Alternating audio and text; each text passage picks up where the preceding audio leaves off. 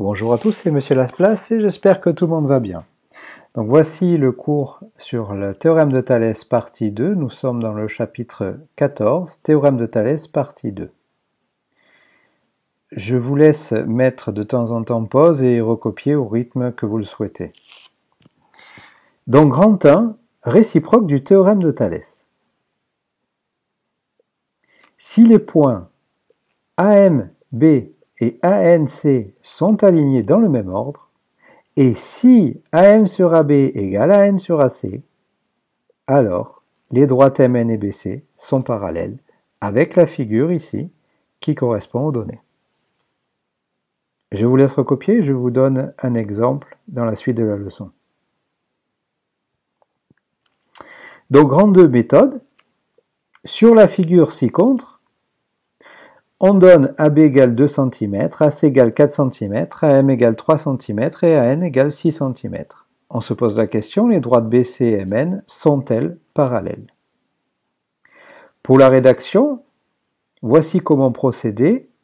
La subtilité dont on parlait dans les activités, les points A, M, B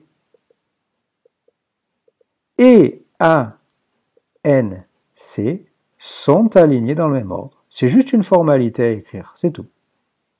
Ensuite, voilà ce qui est important, c'est le calcul et à calculer séparément. D'un côté, AM sur AB, 3 divisé par 2, ça fait 1,5. Et d'un autre côté, AN sur AC, 6 divisé par 4, égale 1,5. On a donc ici les rapports égaux. AM sur AB qui est égal à AN sur AC.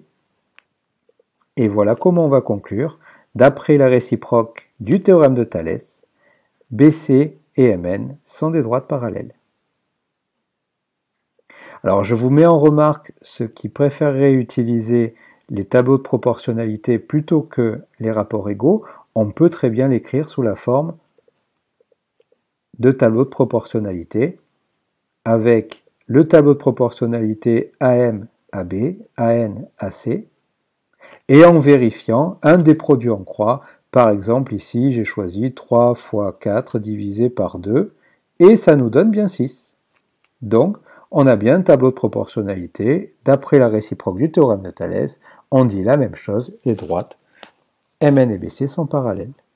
Voilà, je vous remercie et je vous retrouve dans les exercices.